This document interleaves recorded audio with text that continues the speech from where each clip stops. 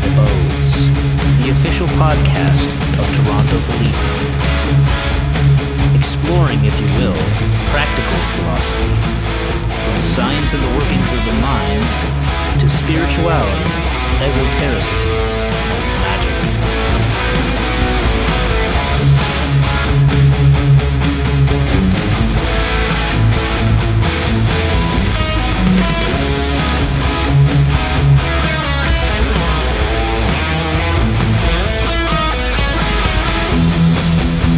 Stooping down, dipping my wings, I came into the darkly splendid abodes.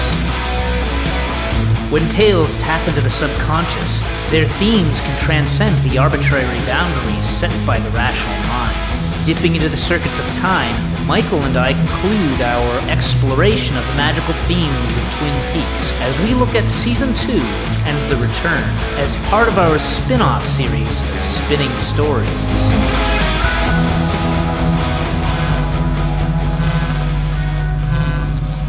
Is this too short or is this fast? If you're anxious to get out of Twin Peaks in your Twin Peaks,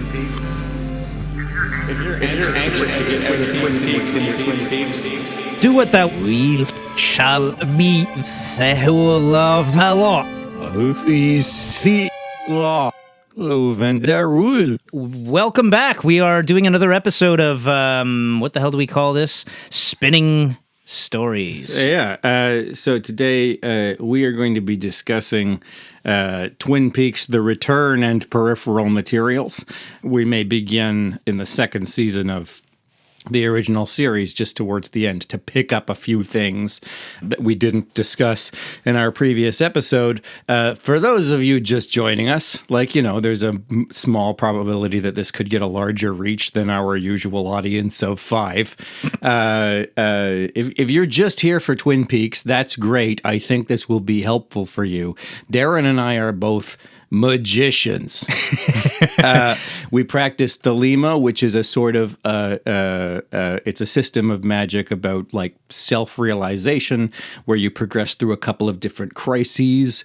The first one we call the knowledge and conversation of the holy guardian angel, where you conjure a spirit who's just there for you to help you. And then the second is the crossing of the abyss, where you sort of try to eradicate what, for the sake of this brief summary, we'll call the ego, and become a person who's in touch with higher levels of the soul. And the part of the reason to do this podcast today is that the Twin Peaks fandom has discussed these TV shows to death and come up with a lot of wonderful theories, but I often hear people glossing over the magic stuff, the numerology stuff, and trying to find a fictional and or dream and or surrealist interpretation, which is fine, but I people will often say they wish they understood more about the magical stuff and the numerology stuff. So hopefully I can help. Hopefully we can help if you found that stuff obscure, hopefully we'll inevitably just make it more obscure by adding a whole other layer of. Oh yeah. But we will obscure the obscure by the more obscure, and that will help you feel like you know something. Well, let's think of it this way. Often quoted from David Lynch is this idea of fishing in the unconscious. So let's consider ourselves fishermen.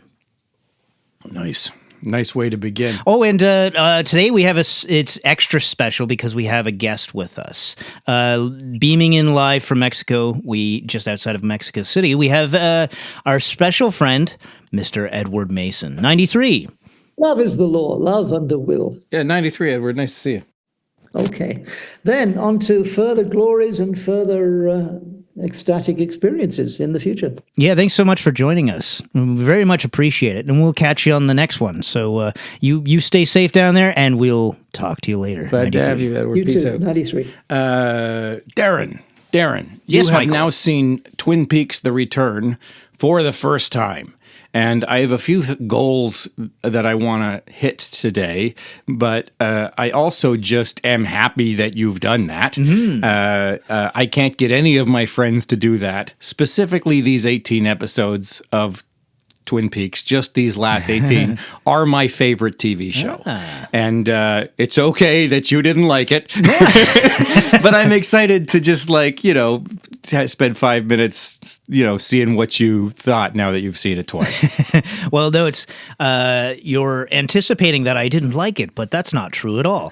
I think really when it comes down to it, if I was able to meet David Lynch, if I wasn't too late and he wasn't dead, then I would ask him quite simply and concisely, what?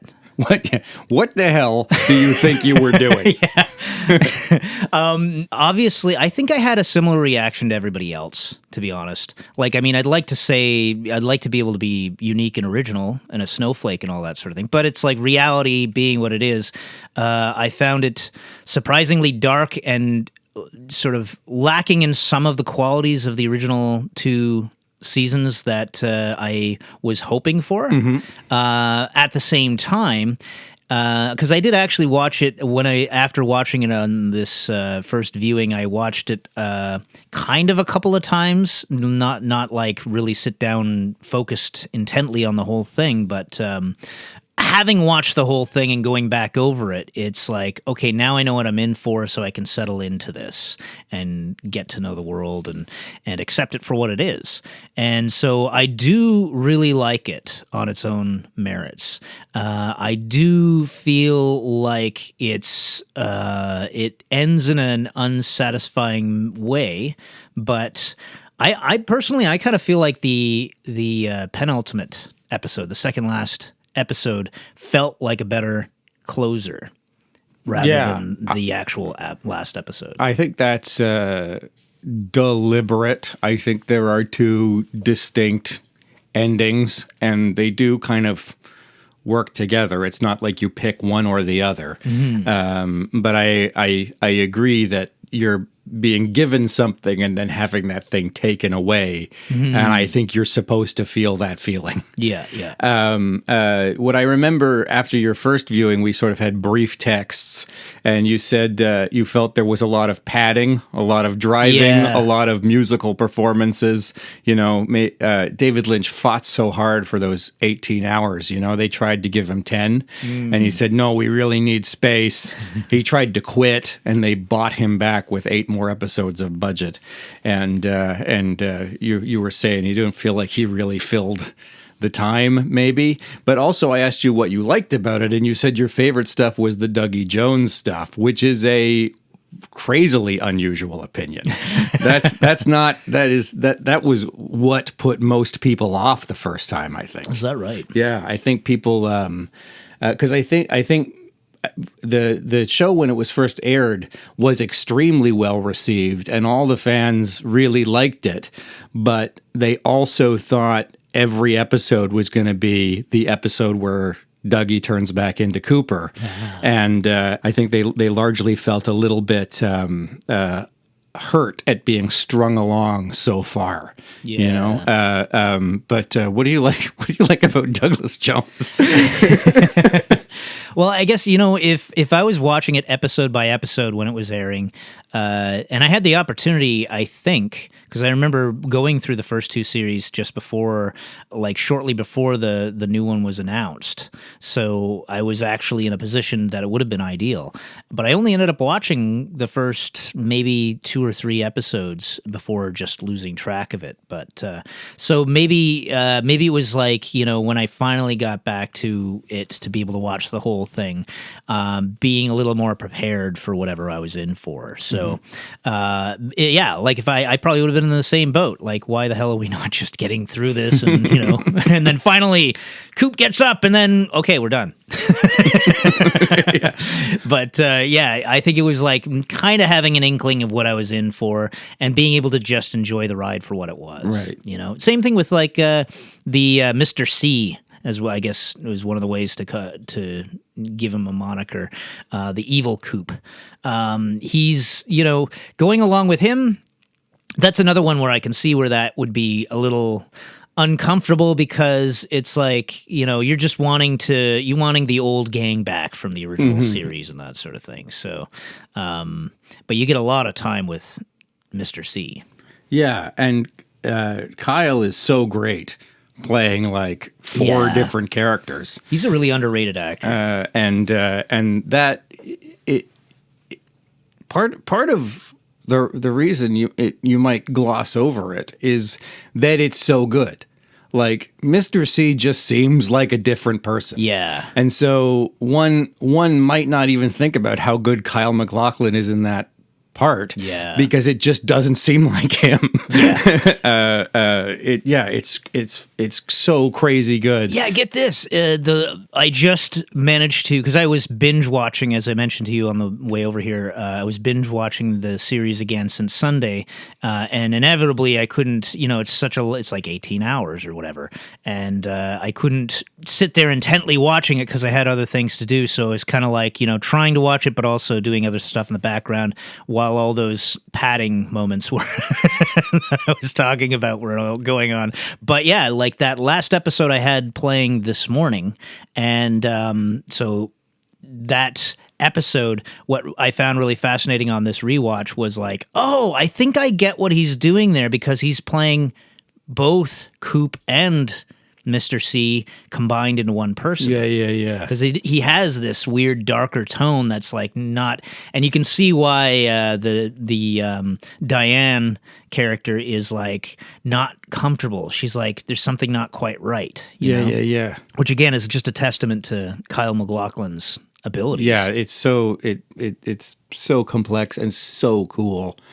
I'm unfortunately going to have to loop you in to some big leaps that have been made by the fan community, some things that have been accepted layers of interpretation that don't come from Lynch or Frost. But I have to accept them as canon now because the fandom for the sake of this conversation, the interpretation only makes sense as a derivative of. And I will this say, other layer of I will interpretation. come off as, just to preface this, I will come off as probably either ignorant or stating the obvious at various points, because I've not paid any attention to the fandom or anything like that. No, which I've is, just been and watching the I think series. that's your prerogative, right? Like the fun thing is teasing out an interpretation, and so to have someone tell you what it means is in a way disruptive. Especially with this kind of thing, because I find that it's sort of like people going to extreme lengths to explain Stanley Kubrick movies. It's kind of like, which we also plan to do. yeah, we'll get to that. That is on the next one on the docket.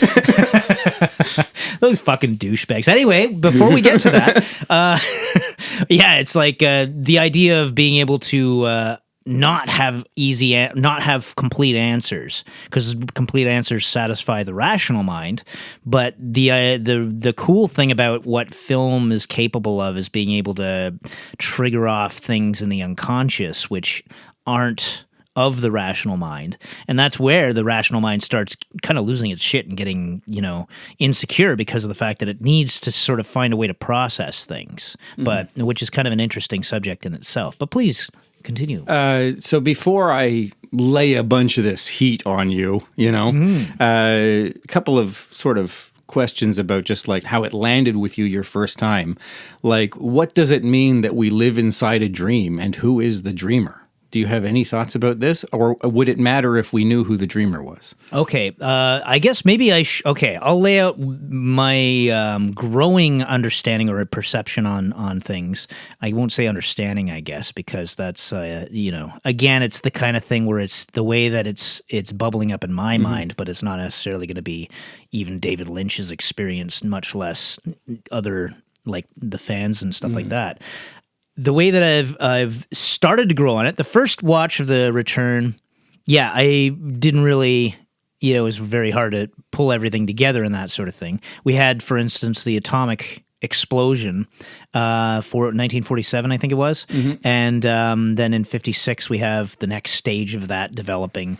And we have this idea of equating fire with electricity that comes from Hawk breaking out this map and then pointing to this black fire and saying that it can be, something in the modern age. It would be, we'd probably think of it as electricity. So it sounds like almost like the way we talk about elements in the four elements in Magick, for instance. It's like, well, they have potential to be these things, but the way that it started to kind of come out and percolate in my mind is that it's like, oh, I think what this is about is the atomic bomb is kind of a sort of like a metaphor for television.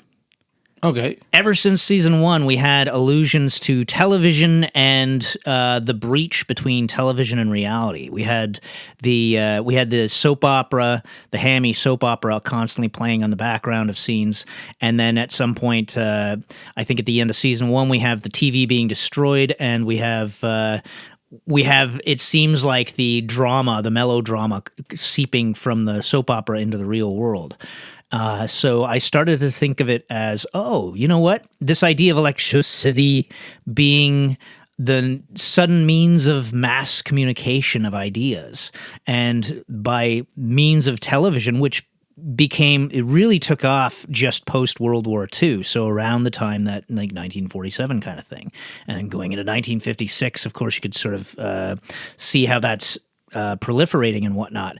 So the idea that it's like this electrical means of spreading mass communication, but in particular, the kind of mass communication, which is like these stories and ideas of sort of projections, as Jung might think of them, like personifications of people and these lives and things, and this melodrama that people get so caught up in that they lose touch with their own separation from that. So they get identified with it, and they start to think that they're so invested in these characters that they're like actually people that they communicate with or have some real serious personal investment with, and that sort of thing.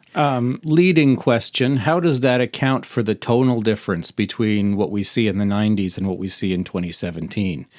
What do you think? That's a good question, because it does seem like maybe there's an evolution that he's perceiving in the way that mass media is developing over that time. So, like, for instance, one of the earliest shots we have in the return is that room at the top of a building in New York where they have all these cameras trained on this box, and they're just waiting for something to happen.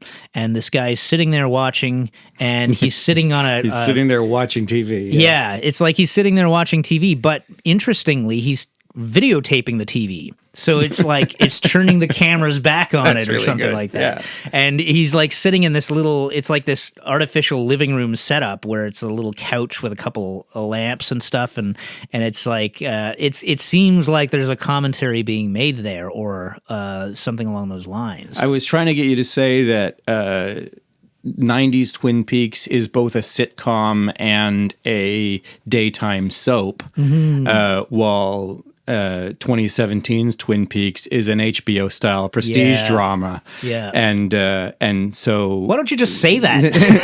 Well, because I just the courage of your convictions. I just wanted to see how far you had taken this idea, because the first major piece of Twin Peaks fan analysis I watched was a 4.5-hour YouTube video called Twin Peaks Explained No Really, where the thesis is that Dale Cooper is the dreamer and he's dreaming about his television show. Like, you're the dreamer watching TV, and he spends 4.5 hours explaining to you how all the like lodge spirits are like, you know, one of them's like a radial antenna and one of them's a telephone pole, and like stuff like this, and so that there's like. Which that second last episode of The Return, where it's just got his face kind of, you know, burned into the screen. Yeah. That kind of makes sense with that. So it's cool, and not most people don't love this interpretation, but it is like, you know, it was a cool piece of fan material that everybody watched, and so the fact that your first instinct is to like a very similar interpretation. I wanted to see how much of the same idea you'd have. And I would have probably parsed it something along those lines as well had I had the right language for it at the moment. But no, it's so that's really cool. And so that's the dream. The dream is the dream world of television. What about Judy? Who is Judy? It's another, because on this rewatch, I also snagged in the last 3 episodes of season 2 just to sort of prime the, the context and all that sort of thing. And one of them, Major Briggs, he's been in captivity with Wyndham Earl, and then when he gets free, Leo helps to free him, and when he gets back to Hawk finds him, I think, and when they've got him back at the station and that, he's like shivering and he's kind of incoherent and whatnot, and they're saying Garland, and they're calling him Garland, Major Garland Briggs, and he says, Garland, strange name, Judy Garland? Right. And I couldn't help thinking maybe there's like some, because David Lynch seems to be pulling from a lot of these old movies and things that he's obviously grown up with and that sort of thing. There's like even like the way that Dougie Jones snaps out of it is from a little like the name of who does David Lynch play? It's a film producer in... Yeah, it's in the movie Sunset Boulevard. Right, and the Sunset Boulevard film producer's name is Gordon Cole. Yeah, and so that pops up. And so I feel like a lot of the names that David Lynch uses in Twin Peaks and maybe beyond are like pulled from these old, movies and things like that. So yeah, and specifically dreamy movies, like movies about movies, or his favorite movie, Wizard of Oz, which is a movie about a nightmare, like this sort of like incestuous media about media thing is something that turns his crank, right? Yeah. But question for you though, as far as the Judy thing goes, at the very end we have Coop visiting Philip Jeffries, good. We have Coop visiting Philip Jeffries, who's now a giant tea kettle in a dirty motel from the 80s. Yeah. And so Philip Jeffries tells him in sign, you see that little symbol? And I immediately thought, okay, that's what that symbol is. That's like the Judy, the weird blob Judy that was on the Ace card or whatever. And then it suddenly, but it's like a block form version. It breaks apart and forms a figure 8. Right. And then it sort of implies with this little dot moving around the bottom of the figure 8, it's the idea of like time loop or something like that, right? Sure. And then, of course, the next thing that happens is we have Coop going into this whole different reality and that sort of thing. Well, actually, no, before that, he goes back into the past and saves he does travel through Laurel. time. Yeah, he does actually. And that's creates this aberration, apparently, but... So you answered the question. The black dot on Mr. C's Ace of Spades with the little horns is Judy. Yeah. Okay. And that appears on the Hawk map, the map that Hawk produces. It's kind of like under the moon above the Twin Peak mountains on his map. Are there any other things in the movie that are Judy? What is that? Does the black do you see it aside from just the black dot, or do you see it somewhere else? Well, I mean, like I say, that kind of connected it up with me just this morning with the idea of that little symbol that appears on the rings. The owl ring. Yeah. Yeah.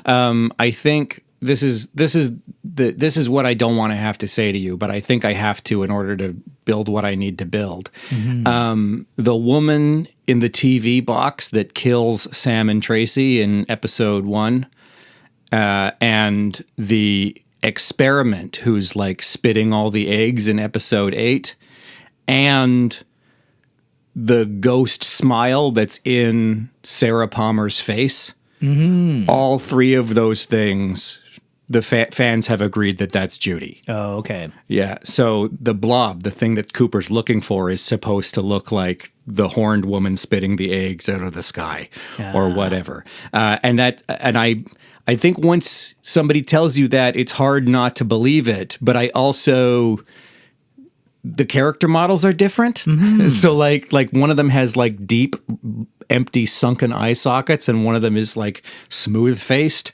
So I don't think I would have come up with that on my own. So I hate having to tell someone else. But for me, it's important that Judy is Babylon. And so, and if the story is about crossing the abyss, then we need to know where where that figure exists in the TV show in order to go forward. Do you have any objections to that idea that those figures are all Judy, or do you like? I think. Well, I mean, my main objection is just the fact that I haven't had time to completely process having made this noticed this thing with this figure eight thing. Yeah. But what came to mind when I noticed this figure eight thing is the idea that it's almost like maybe the idea of the time aberration is. I haven't formulated it yet. I'm kind of on the train of thought, like maybe it's the idea of the time travel is somehow Judy. It's the idea of breaking the game by refusing to play by its rules or something like that. Yeah, cool. But and the way that you're talking about these other things makes sense, but it almost feels too obvious in a sense at the same time. But then again, it's like, I'd have to rewatch it. I'd have to, I don't have a distinct argument. And again, I feel like it's totally unfair to infect you with this idea, but that's what we're doing here. So. We know you're there still, audience. Yeah. Let's kind of warp back in time and just deal with those last couple of moments of season 2 because we didn't talk about them.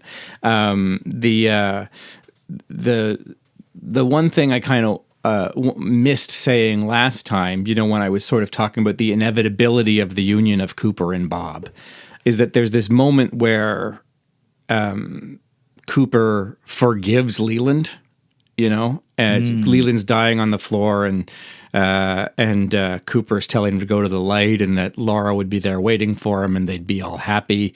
And in the 90s, I think it was popular to think of the super cool outsider as the voice of the author because everybody wanted to be a super cool outsider.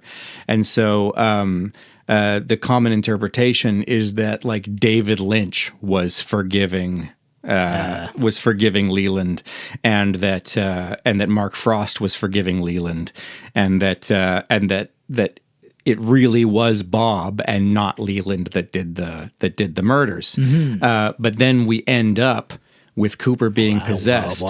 With Cooper being possessed. So it's not that Cooper is right to forgive Leland. It's Cooper sees the same inclinations in himself and wants someone to forgive him when the time comes. And then we kind of fast forward. You had some things to say about maybe I didn't watch the two, what was the cool word you used? The penultimate the or the anti-penultimate episodes. Did you have some things you wanted to say about that, given everything we talked about last episode with Cooper's HGA and the spooky side and Black Lodge versus White Lodge stuff? Yeah, I mean, I guess the important thing that I wanted to bring to the table was the fact that the character of Rusty Tomasky ties things over to not only the universe of Candyman, but also of Evil Dead 2. Okay, that sounds vital. Also Joxer. But we don't have to dwell on that too much. Yeah, it takes place in the Kevin Sorbo as Hercules universe for sure. Yeah, exactly. Yeah. But well, actually, I guess one of the difficulties I'm going to run into, I guess, is that actually maybe we can address this. We are talking about this as if it relates to and pertains to Coop's HGA attainment and attempt to cross the abyss, things along this line. And I feel like maybe I have, I started to really see this on watching these aforesaid episodes, but I think we may have a differing sort of way in which we're interpreting that. Cool. So I don't know if you wanted to sort of lay yours out. No, go for it. Okay. So especially with the last 3 episodes as we're leading up to the end of season 2. And I guess the last episode of season 1 going into the first episode of season 2, that my sort of interpretation has become that the end, the sort of moving from season 1 to season 2 is the HGA, the knowledge and conversation of the Holy Guardian Angel. So Cooper gets shot, he experiences a death, and then he communicates with his angel. He even makes all these wishes, right? Like, I would have loved to have seen the Dalai Lama return to Tibet and reunite with his people, and I would love to make love with a beautiful woman on a mountaintop. I would love to have solved the JFK assassination. Yeah. You know, like, he has these, like, when you meet your HGA, there's some things that you're supposed to be able to do, including, like, if you want to, you can ask for a third of the money you will ever make as a lump sum in advance, which is, or like there's a few like, so like the fact that he's making these wishes before he meets the giant for the first time is like, it's kind of like what you hope to accomplish with your HGA thing. He's like setting an intention kind of.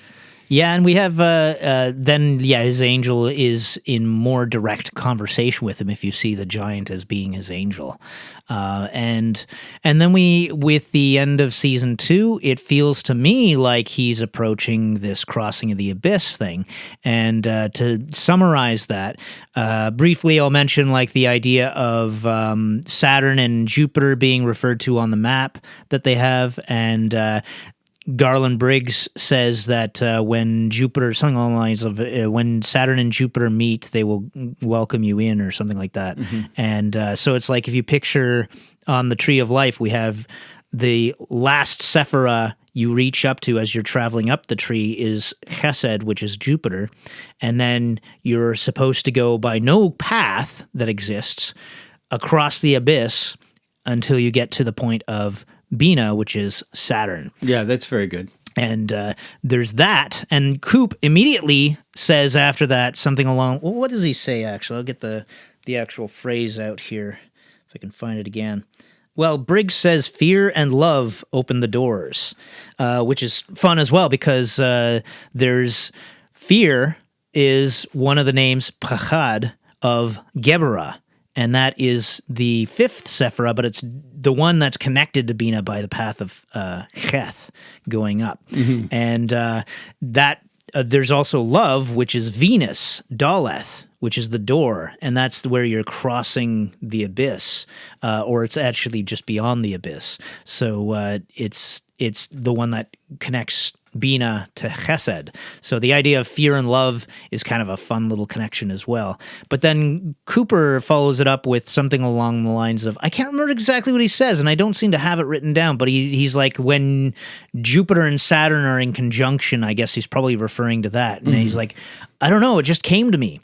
And that makes me think of like sort of like the Master of the Temple, kind of the inklings of those things coming, where it's the Samadhi thing, where these, like in Liber 418, there's a point where Crowley says that the angel guiding him says something regarding the grades of the hermit, the lover, and the man of earth, and giving an explanation of that. And Crowley says, why do you tell me that? Or why does he say that? And he's told, he doesn't say that. You tell yourself that, for you've been pondering this for many days, and now that you are Nemo, the answers will come to you unbidden. So, yeah. So it kind of made me think of that as well. Also, when the giant gives Cooper the first 3 clues, which are really 6 clues, 6 for Tefereth, he finishes that conversation by hitting Cooper in the face with a gold ball, which is also emblematic of Tefereth, right? Yeah. And Laura Palmer is often depicted as a big gold floating orb. Mm-hmm. And so after that moment, that interaction with the giant, through to the continuing to work on the solution to Laura's murder, he's definitely doing Tefereth work, right? Because Laura Palmer is emblematic of his idea of the word Tefereth in Hebrew means beauty, of his idea of this attainment of beauty, which is the knowledge and conversation. So I mean, it's really good. Yeah, it's really, really good.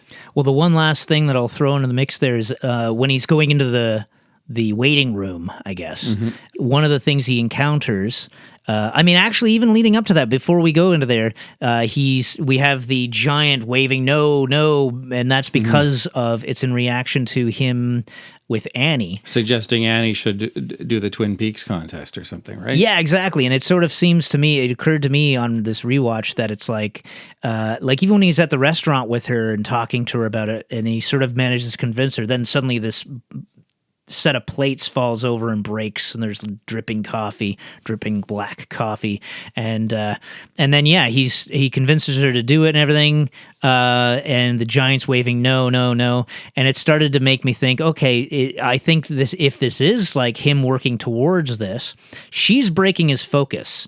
So he is supposed to be letting go of everything in order to move on to this crossing of the abyss, but he's becoming attached to something, and that's involved with his ego. And he keeps getting distracted. She keeps seeping into his notes to Diane, and he's like looking out the window and like talking about her, and then suddenly his hand starts shaking, and that hand shaking seems to be connected with fear or that sort of thing. But it's just kind of like that distraction, losing sight of the focus.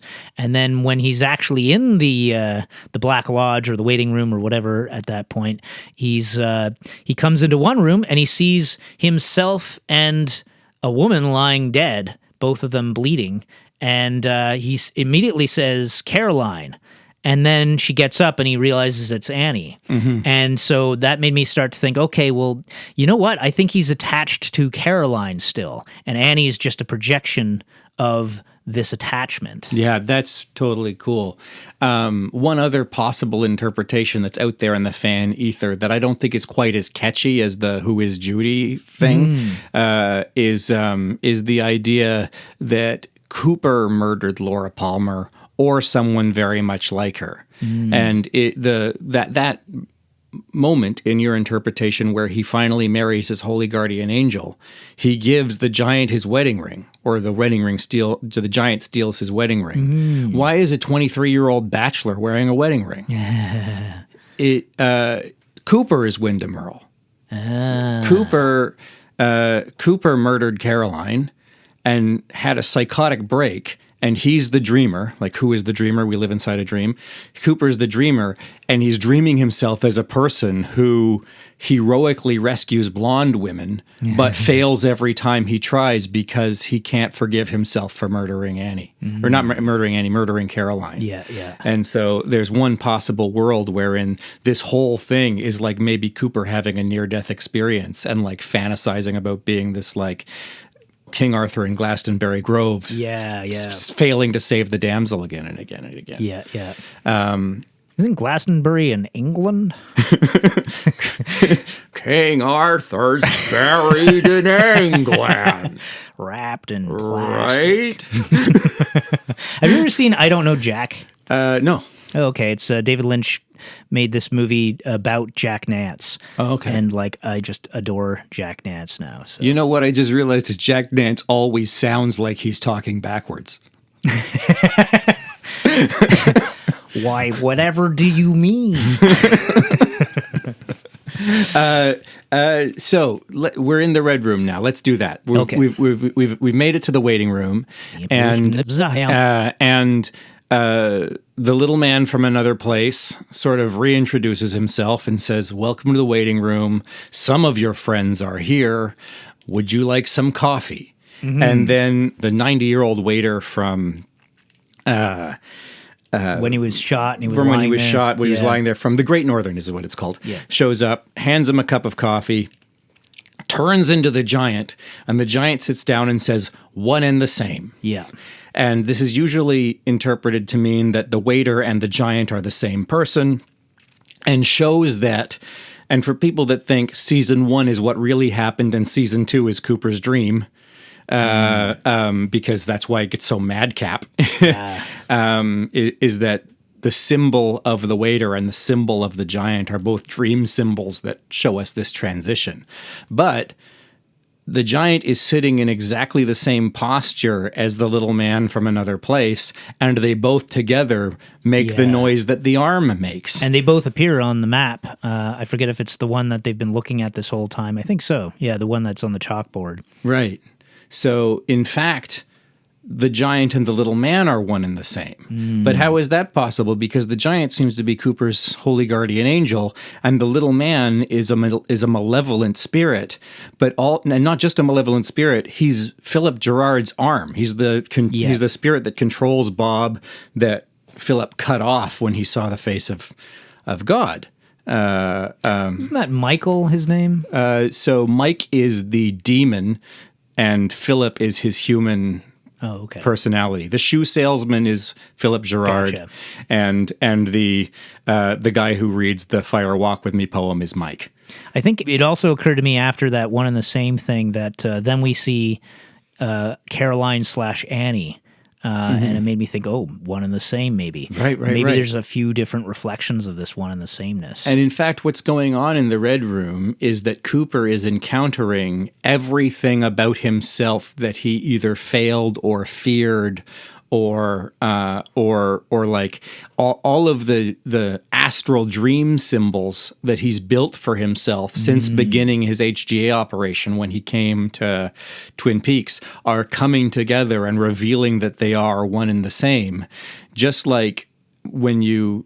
remember we were talking about Liber Samic and how the invocation of the HGA has to be so powerful that there's nowhere you can run. And you set up all these citadels, all these things about your memories, your personality, your identity that you want to protect, like your deep secrets and fears and failures. And the angel is so powerful that has been invoked so strongly that it blows past all your defenses and eats you. And so there's this negative version of yourself, and you're the self, and so that we have this 0 = 2 equation, this +1 and -1, where the two things come together in this symbolic sexual act that is also a mutual destruction, and you become overwhelmed with your HGA and wake up as somebody else. And so we see Cooper encountering all these different vignettes of everything about himself that he'd like to deny or protect, all becoming, like the giant says, one and the same, all becoming different symbols of his holy guardian angel, and then he wakes up as someone else, with this new relationship with a guiding spirit who's going to help him become a billionaire crime lord and just drive around at nighttime and be totally free. Listening to Nine Inch Nails. Listening to some version of American Woman, which can't possibly be American Woman. And so we ended last time by saying, who do you think is Cooper's HGA? It must be Bob. That's who he ends up uniting with at the end of season 2, and that's who's there helping him through all of season 3. And Crowley says the true will of any individual is possible that it could be extremely violent. Like imagine Winston Churchill in World War II. He's in the right place at the right time to do things that are extremely violent for the right reasons. I don't necessarily think Bob is doing anything for the right reasons, but Cooper, that's the reason Cooper is occasionally shown with this malevolent streak. It's his fault Caroline's dead, maybe. He gets off on being sadistic with Bobby. Those kind of sadistic line readings come back in the final episode where he's talking to Jack Nance, saying the log lady didn't steal your truck. He's fucking loving it. Wyndham Earle is on a rampage and Cooper is so hard. He's fucking rock hard. The log lady didn't steal your truck. Wyndham Earle did. He's just thrilled that he solved the mystery. I mean, he's not worried about Annie at all in that moment. He's just turned on by having solved the mystery.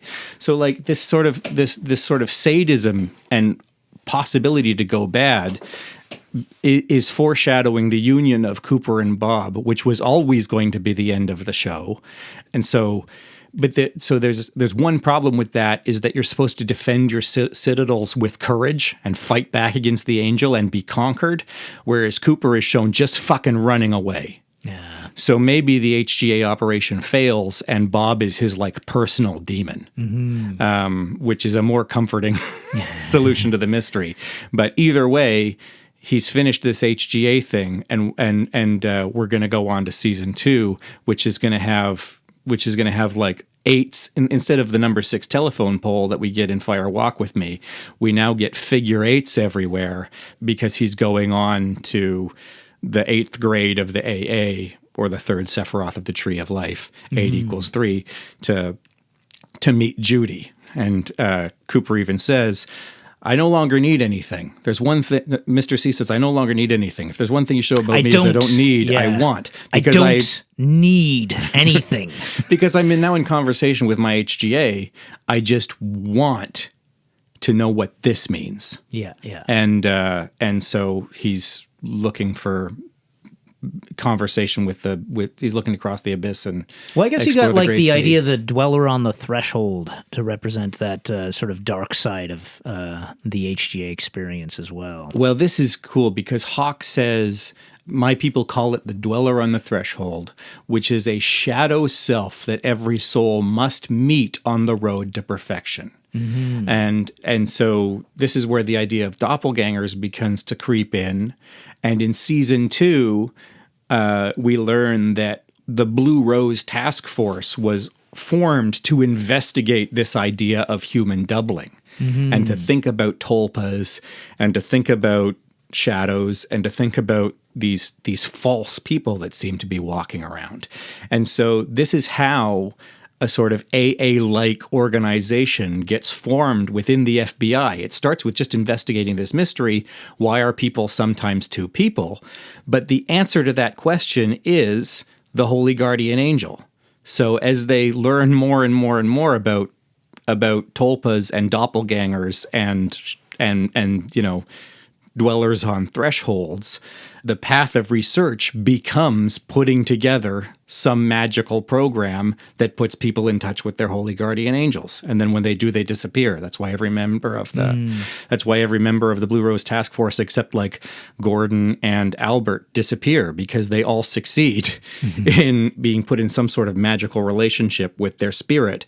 And then they vanish. That's what happens in Twin Peaks for some reason, is when you meet your HGA, maybe you vanish. And so Cooper ends up hanging out one version of Cooper ends up hanging out in the Black Lodge for 25 years meditating. The other version, you know, is a successful crime lord. And then when they come out, the thing that they both need is this encounter with Judy. Yeah, which I'm still not completely clear on Mr. C's goals and why he wants Judy and, you know, how that all comes together and everything like that. But yeah, well, I think it when writing season 1, David Lynch, I think, is already doing transcendental meditation, already fishing for ideas in sort of a creative, you know, dream way, like doing his kind of surrealism thing. Mark Frost is really into narrative and really into like conspiracy theories and knows something about theosophy. And so David Lynch keeps dreaming up new fantasies about what could happen next. And Mark Frost, pulling his hair out, keeps trying to tie those things into narratives and trying, and it just inevitably, because he's like a conspiracy head, it inevitably becomes like some spooky occult conspiracy thing about white lodges versus black lodges, because it's so bizarre. How could it not? Because like, but by the time they're writing The Return, Mark Frost has read about Jack Parsons, knows about Kenneth Grant, and is interested in this idea of the Mauve Zone, which is the place for Grant between Binah and the Abyss. Oh, okay. Which is why the Great Sea in season 3 is that bizarre color. Yeah. And for Grant, and no, I'm not an expert on Grant. Neither you or I are Typhonians. So if the Grant people are out there, they can correct us on this. But for Grant, the Demon Sea and Babylon are siblings and kind of work closely together. That C is not evil and B is not particularly holy. They're both kind of like co-creators of our universe. And so Mark Frost is becoming more specifically and literally interested in these thelemic symbols, and like I did not know that. And so still not a Thelemite, just like a conspiracy head, but This just incorporating happens to these be- ideas yeah. into his like conspiracy In the mesh worldview. of- yeah. And so the reason the demon or Mr. C, not the demon C, although that's funny. The reason Mr. C wants Judy is specifically for occult reasons. He's ready for the next step. He's trying to. It's Bob as an occult spirit trying to meet other occult spirits and get up across the abyss so that he's a more powerful occult spirit. Okay. And I think that's like almost deliberate. I like the idea that we have we have Mr. C out in the world, we have Coop still in the lodge, and we can all in order for Coop to go out, Mr. C has to come back in. So we can have one or the other, and then at the end of the whole thing, we have it. In my opinion, it seems like the very last episode, it's like an integration of both, but also kind of a more mundane reality that they're suddenly in as well. So it's like coming back to regular reality. But this idea of one or the other, and then of course, Coop gets tricked into going into a tulpa instead. So that's where he has to, at least it gives him an opportunity as well to still take down Mr. C. Yeah, I mean, a lot of people feel comfortable with thinking of the idea of Mr. C as being the union between Coop's doppelganger and Bob. So that Cooper himself is not even involved. But I think it must be Coop's body because there's only one body. And so he's at least involved as a physical vehicle for these two other spirits, if you want to think it's two other spirits. That's why Mr. C has to come back in before Coop can go out, because they share a body. And so Mr. C is setting up all these tulpas so that there are places for Cooper's spirit to go that aren't the real body. That's tricky though too, because when Coop comes back into the world and Dougie goes back into the lodge, Dougie is left like he's dissolved into a seed, and then the seed Mike hangs on to. But so it's kind of like, okay, does that mean Coop's impersonated in the tulpa because the tulpa's not there anymore? I think the seed is gold, right?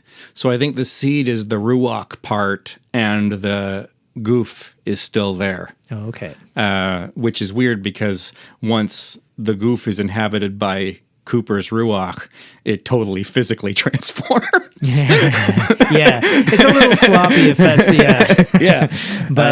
but either way, it's fun. Yeah, but it's also kind of like, I like the idea of Mr. C. We can think of it. Okay, if we have the HGA and then we have the Dweller on the Threshold, it's sort of like two different manifestations of the potential manifestations. So by the K and C, you end up opening up the means of passage of one or the other into the world, maybe. And so in this case, it's been opened up to the Dweller on the Threshold. So Bob is a lodge spirit. He seems to be in Fire Walk with Me, be working with the other lodge spirits, sort of a little bit rebellious, stealing some corn here and there, maybe. But they seem to be collaborators. It's almost like Bob is the arms employee. Like, we know that Philip Gerard had some sort of tattoo that allowed him to control Bob, and Bob worked. Go get me some Garmin Bosia. Bob worked as Mike's familiar. So, like, why are they now in such radical conflict? Not just Mike, who always wanted to find Bob and stop him, but the arm also seems to want to find Bob and stop him, and the giant, who apparently is one and the same to all these figures. We thought he was on our side, but I guess he's a lodge monster like everyone else, is now really working hard to support Cooper in trying to find and stop Bob. So what's the schism? What happened? Well, I think in the return, there's a point at which I think it's when Coop is actually leaving or trying to leave. The arm, the little the little guy, is saying, "Watch out for my doppelganger." And so when Coop gets to the exit, the arm appears, the doppelganger, and he's all evil and it makes the whole place disruptive and everything like that. I think there's actually two little men. Yeah, okay, that's good. Yeah, I buy that. And so there might be a good guy little man that is anti-Bob as well, right? Yeah. Yeah, and there's certainly two trees. Like one says, "My doppelganger." Yeah. Non-existent! Yeah. Or, the abyss. Like Cooper is finally ready to be sent into the abyss and is banished into non-existence. Yeah, exactly. Yeah. It's because then he ends up falling through space and everything like that. So it is like very tied into that whole experience of like everything that you think is yourself being ripped apart and connecting with something beyond that. And where does he land? He lands in the giant's castle. He lands in a brutalist monolith, a one in nothing. The Great Sea, it's obviously Bina. There's this great Mauve Zone style Great Sea all around, but he doesn't land in the water. He lands in a monad. So it's the monad in the indifferentiated space, and the giant finally reveals himself to be the fireman. So I don't think this is correct. But if you want to preserve this idea that the season finale of season 2 is the crossing the abyss, then maybe season 3 not for Mr. C, but for Cooper proper, can be trying to find chesed, trying to become a magus. Because if the giant is the fireman, the root of the powers of fire, Chokmah, yeah. That the giant's castle, the big coffee percolator, the big brutalist coffee percolator on a hill, could be. And I could make an argument for that too, because part of the job of going forward as a master of the temple into a magus is creating your own new universe. Yeah, where he ends, which is where he ends up. What he ends up doing. And I mean, at the end of season 2, we have like it's the black pool surrounded by 12 sycamores. It's sort of like the 12 stars of the zodiac in Chokmah around the black pool of Bina. So it's like, but I mean, again, this is like us superimposing our ideas on this, just like everyone else. So. Sure, but again, like Lynch is pulling these symbols out of his dreams, and they mean something to him. He's referring them to his idea of numerology. And Mark Frost is trying desperately to put them in some sort of order that's going to make sense for a viewer.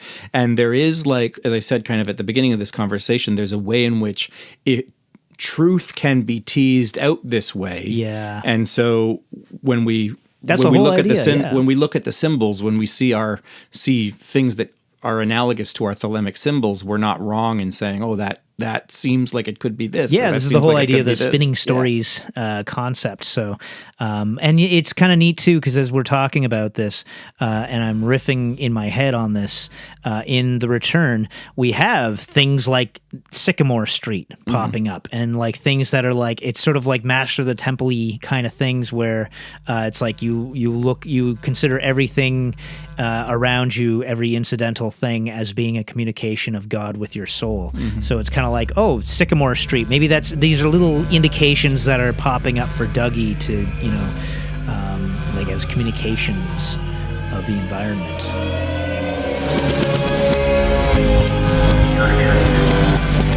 Electricity. This future or is us. So hey, is this future or is this past? This is Mike and Darren punching into the past from the future. I will have just asked you the extremely leading question. Why did characters who seemed to be partnered with Bob in Fire Walk With Me now seem to be doing everything they can to stop Bob in The Return? And you will say something about doppelgangers, how there are characters with the same... You'll say some shit about... I liked it. I liked it so much it derailed my train of thought. You will say something about doppelgangers and how there's more than one little man and more than one giant, and how they seem to be at cross purposes because just like Mr. C and Dougie Jones, they have this similar goals, but their methods are different and seem to be opposed. And that's great. But there's this very strict rule in the Red Room that the Red Room happens in 25-year increments. And Bob went out and then had to come back in. Like, he killed Leland and then he had to come back in. And then there was some way at the end of season 2 where he gets out again, and maybe he's not supposed to be out. Who knows, right? Mm-hmm. And like, so 25 years later, when there's another conjunction of Saturn and Jupiter, it's time for him to come back in. There's also this really cool thing where in like the foreign version of the pilot, where we see Philip Gerard, Mike, the one-armed man, waving his arm over like a circle of 12 candles, and they like blow themselves out backwards or something like that. So they relight again. And so we get some glimpses of the magic that that Philip Gerard used to become Mike, to get in touch with the Bob spirit who would act like his familiar. Initially, like I said, be controlled by his magic arm. And then when he cuts the arm off, he's free for a while, but then he's controlled by Laura until she dies. And then things go completely off the rails. And finally, he's in control of the entire United States. He's a billionaire. He has a glass box with cameras. He's hunting Judy. He's has this massive criminal underworld. He's invisible. Like his goals seem to be so different while Laura's alive versus while she's dead. And it becomes the case that we start thinking of him by the end of the novel series as Baal, as as one of the demon kings. And so Mike has accidentally done something like an apocalypse working and commenced the end of the world, which takes, maybe 75 years or something to realize. Whoops. But this is, it works in television as sort of like the existential dread that we experience after the first nuclear test which is why it goes back to that. But the Ryan Murray used to say something about how in every movie about the apocalypse, demons are trying to bring about the apocalypse, and like our hero priest is trying to stop them. And the reality is Ryan the thought opposite. that was backwards, right? Yeah. Because at the end of after the apocalypse, they may have some fun rampaging around for a while, but they get locked in the lake of fire, and New Jerusalem falls, and it's like it's a happy ending, like for the 144,000 Jews, maybe not for everybody else, but God reclaims His kingdom on the earth, and demons wouldn't want that.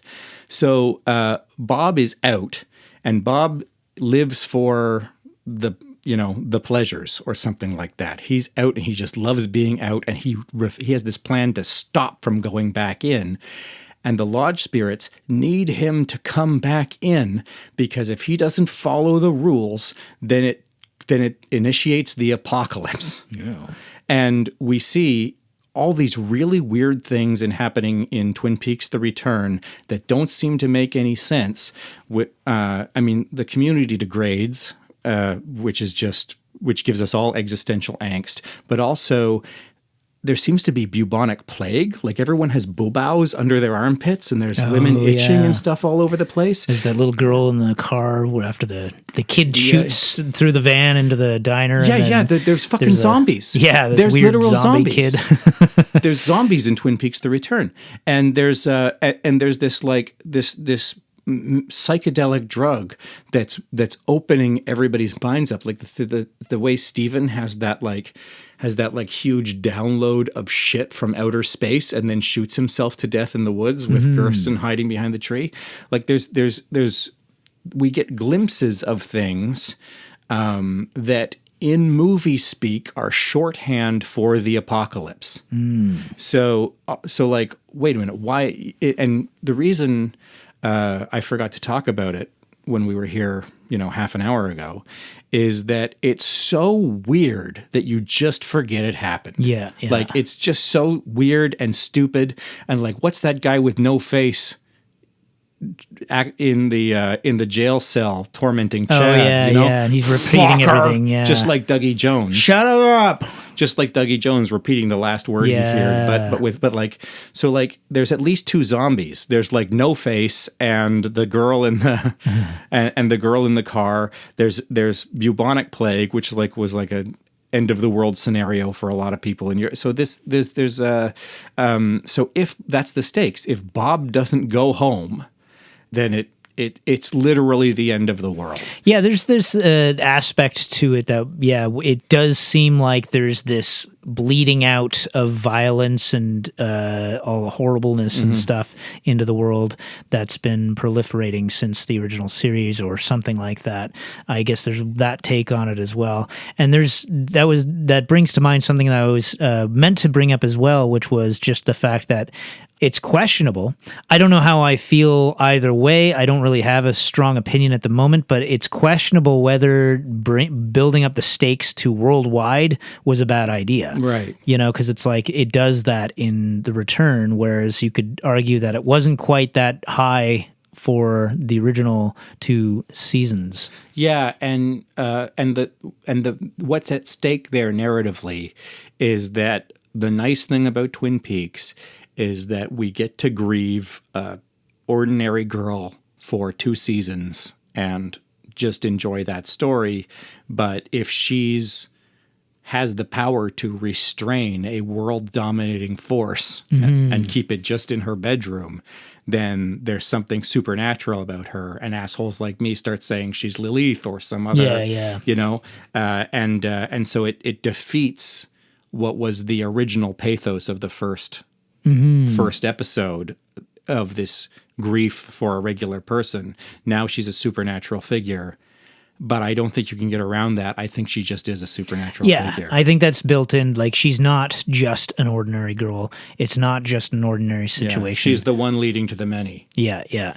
There is an element of, however, where it does feel like maybe David Lynch running with these things from the subconscious end up building out all these wonderful ideas, but at the same time, it can easily get out of hand where it becomes difficult to tie things together and it becomes difficult to contain it in a narrative kind of sense. But you asked me about the white horse last time, and the white horse is Jesus, who goes forth conquering and to conquer. And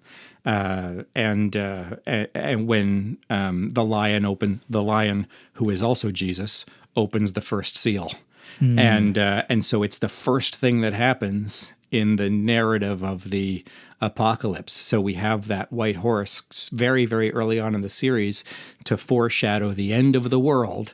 And then in the final episode of The Return, in episode 18, after Bob is trapped in the pocket dimension and murdered by Carrie Page, she gets her revenge, and we see a little toy white horse on the mantelpiece, totally docile, totally controlled, just like the world cataclysm is over for now. Judy's still out there. Both our heroes, Carrie Page and Richard Cooper, are dead, so that's too bad. Maybe they're not still out there. Maybe that's actually waking up from the dream, and sort of these, like even the horse was kind of, these is just resolving themselves into mundane objects that those things were the symbols of in this dream. Yeah. There are all sorts of possibilities, but I just wanted to mention this thing about the end of the world, because a lot of the weirdest and most angular things that happen in Twin Peaks are explained as cinematic apocalyptic shorthand if you believe that the end of the world is happening during The Return. So I thought it was important to punch back in and say that. We now return you to the past.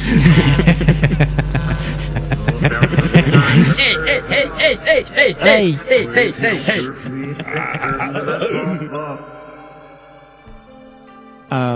Why does if Judy's Babylon, why does Judy seem to be such a monster?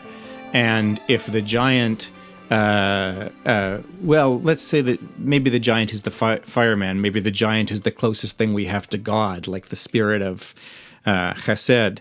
I was going to say if the giant is Karanzan, then why does he seem to be benevolent while Babylon seems to be evil? And it's just because neither of them have tightly read the Thelemic material, and they have this idea of this feminine, dark, creative archetype coming up, and all they know is the revelation of St. John the Divine, where she's like the lady of whoredom riding upon the beast, and with the blood of the saints in the wine cup and stuff like this, which is why towards the end, the first time they mention Judy, I think it's like the third last episode of the series, they Gordon Cole and Albert finally tells Albert and Tammy about Jiao Day. Yeah. And for the first time, they're drinking wine. All through the series, they've been drinking coffee. And then Gordon has a glass of wine with the hooker in his hotel room. And then they all have wine together to discuss Jiao Day for the first time. Sarah Palmer spends the whole time drinking Bloody Marys. So this is in reference to like a Mary who was trying to convert people to Catholicism and murdering people who wouldn't. She was trying to undo the Protestant Reformation in England. Yeah, and was this Queen Elizabeth's sister? Maybe Queen of Scots. But anyway, this very violent Bloody Mary. But to me, it always means the grief of the Mother Mary for Jesus. And just like Sarah Palmer's grief for Laura Palmer. And so there's all these ideas that we can safely put in Binah. The wine, like the blood of the saints in the wine cup, or the idea of Mother Mary and the grief of the mother, and this creator archetype who comes out of the abyss to to vomit the forms into creation, all those little eggs that fall. So to me, this, even though it's evil in a way Thelemites wouldn't want it to be evil, it is the, uninitiated image of Babylon. Yeah, the general associations that go, sort of like with Lilith, the idea of these like really negative sort of associations built up, that sort of thing. And the response to seeing Babylon come into the world and spray all her putrid black eggs all over the place is the fireman produces Laura Palmer and Senorita Dido, who's a beautiful woman clothed in the sky, so like Nuit, kisses Laura Palmer before releasing her into the world to counter, to be a balance against that evil. And of course, we talked before about Lilith being the Qliphoth of Malkuth, and Malkuth is the earth, the kingdom, the whole world. In the Book of the Law, Nuit says, the world, the little world, my sister, unto whom I send this kiss. So the fact that we have Senorita Dido as Nuit sending the kiss to the little world, who is Laura Palmer, makes her Lilith in that moment. But they seem to love her. So why are they sending her to like be tortured to death by Bob? Well, Lilith has all this bad karma from, all that shit that went down with Autumn and Elohim. And so this is going to be her final repentance, where she finally gets to go and cross the abyss in Fire Walk with Me. And I like how you tied that over to the McDonald book. It does fit, right? Like like she gets to be rewarded, just like in the McDonald book, as if she's processed out by either the giant leopard woman and or Belial. I'm not going to spoil too much of it because it's kind of unspoilable, but the very last page of the very last Mark Frost novel reveals that Bob is Baal, and that if Baal and Judy get together, they can breed a race of demons, the likes of which the earth has never seen. Okay. And Baal, again, it's just one sentence on the very last page and has nothing to do with anything else Funny that takes because place in the book. Yeah, I was formulating an idea and that just got thrown out the window by that. But go ahead. But I knew that Bob was Baal before because I was trying to figure out what this frog moth was in episode 8. Yeah. And if you look in the illustrated Goetia, where there's all these tacky illustrations of demons, there's one with the head of a man, with the head of a cat, and the head of a frog. And that's the description of Baal. But for no reason, it has spider's legs. And so the frog with spider's legs imagery was so closely related, and that's demon number 1, who's Baal. And so I thought, like, this is the closest thing in the illustrated Goetia to this weird image of the frog moth. And Baal in the Goetia, the main thing he does is grant the user invisibility and good familiars. And all of Bob's magic powers are about, like, using telephones to go unnoticed. He's able to disappear for 25 years, and amass this fortune with no fingerprint because he's so good at cell phones. Like, his magic power is invisibility. So, so I was like, I wonder, if I were going to give this guy a name, I would name it Baal. And then I read all the Mark Frost books, and it at the end it says, like, what if Bob is Baal? He's trying to reunite with Judy. Also, the reason the frog has wings is that Baal is like a Canaanite word that means Lord. It's the same as Adonai, but he was often called, let me see if I can get this right, Beelzebul, which is like Lord Prince. And in Hebrew, that kind of sounds like Beelzebub, which is Lord of the Flies. And so in the Hebrew Bible, he's often made fun of by being called Beelzebub. So when you look in your illustrated Goetia and you have 3 separate spirits that are Baal, Belial, and Beelzebub, they're all Baal. And so, like, the frog moth, which doesn't have moth wings, it has frog wings. It really is. It really is in so many ways this sort of modern occult idea of Baal, and becomes Bob. But is the frog moth Bob? I don't know. That's the thing. I was because that again, it's like, is that what was going on in that episode? Are the firemen basically putting everyone to sleep so that that Baal or this frog moth can crawl into somebody and become gestated or something into a person? Is that what that is about?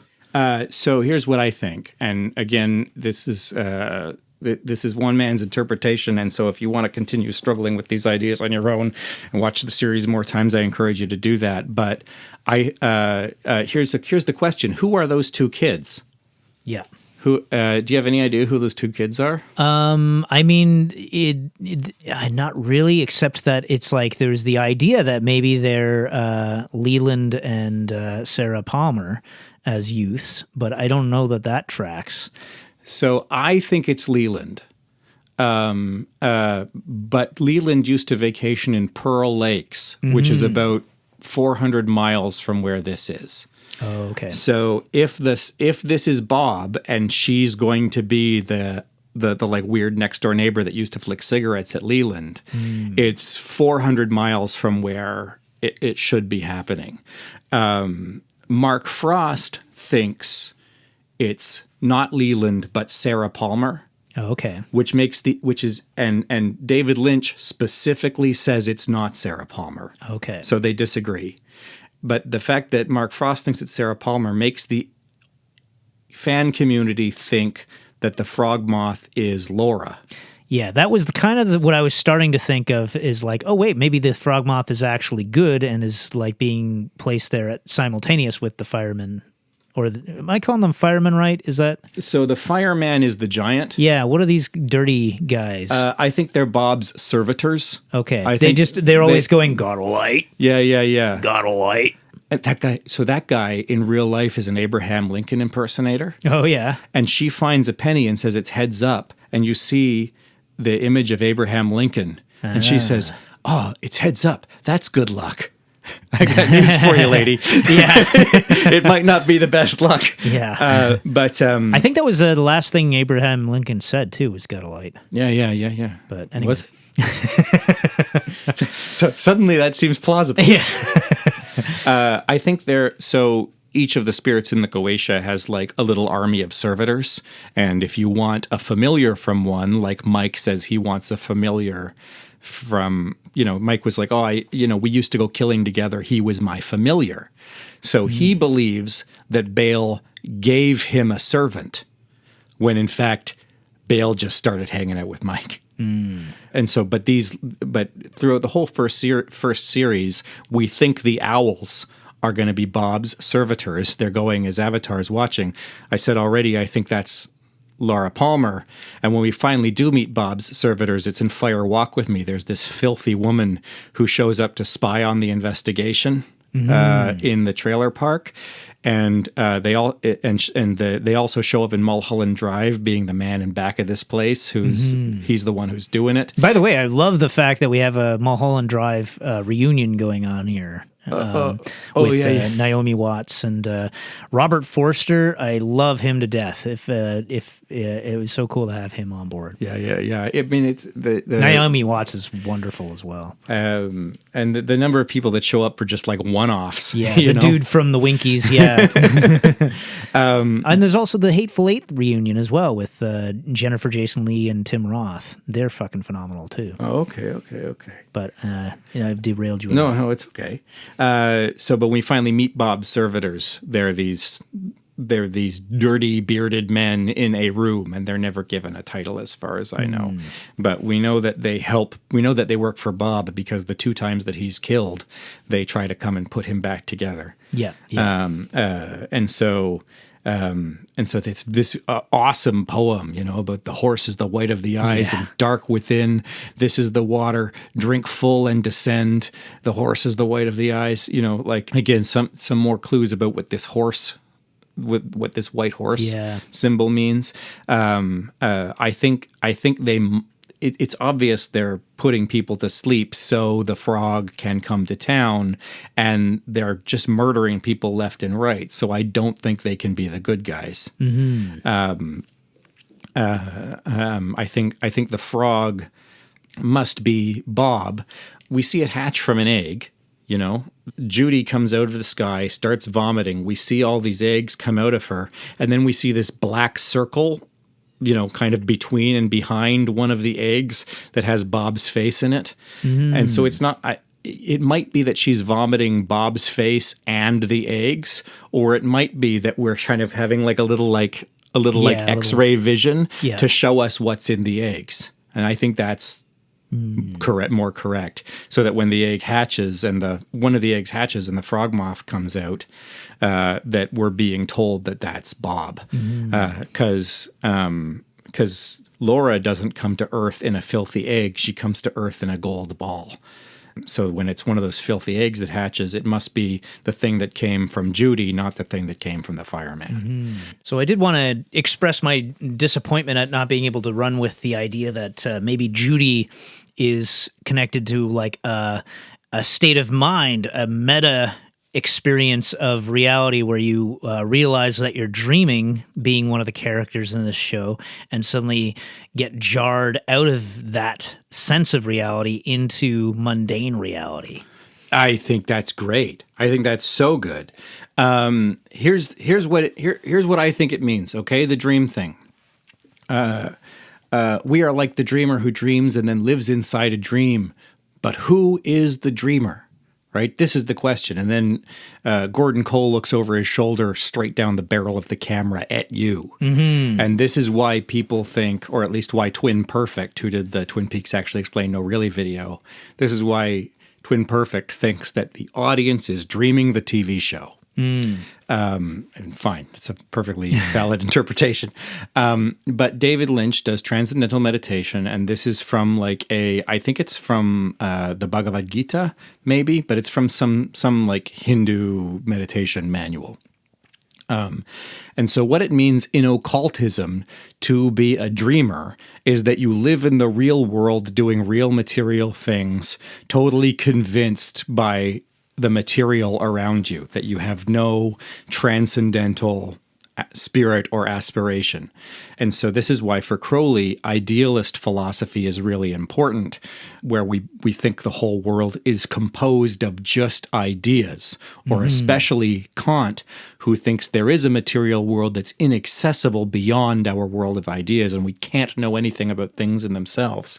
So like the whole world that we that we live in is being created by our instruments of perception and interpreted by our mind, and we don't know anything about reality. So the question of who is the dreamer is the question of what is this thing doing the observing? And so the occult forces in Twin Peaks are not symbolic of like different mechanisms that we see in the real world. The occult forces in Twin Peaks are symbolic of occult forces in the real world, just like the FBI in Twin Peaks is symbolic of the FBI in the real world. Like it's trying to be a TV show. Yeah. And so the question of who is the dreamer is like, what does it mean to have a personal identity, and what is the oneself beneath that identity? And so this is so who is the dreamer? Who is Cooper? Dougie? Is Cooper this bodiless spirit lost in the lodge space?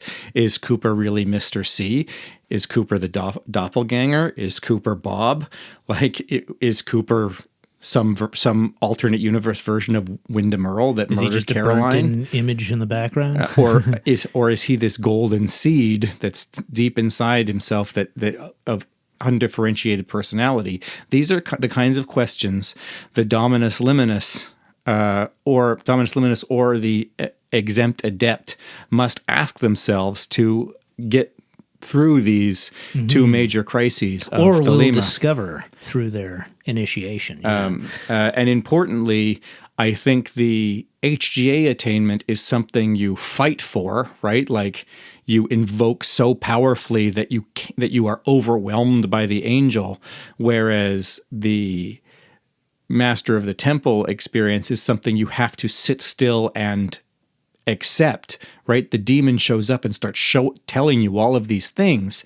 And if you get in conversation with the demon, then you're lost, right? Like you're fucked. You have to be able to sit passively and wait. Yeah. One of the signs of the associated with the Babe of the Abyss is the sign of Puella, which is the virgin. She's right.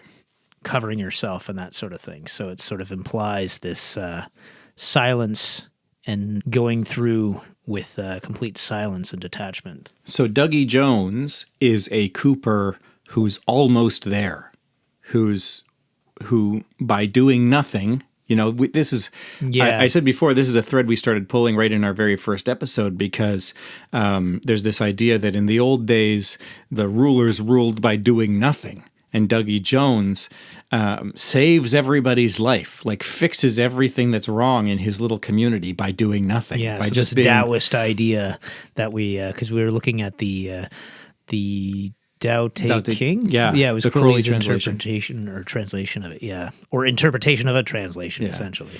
And so we see Dougie Jones being almost there on the road to becoming the gardener, becoming Nemo.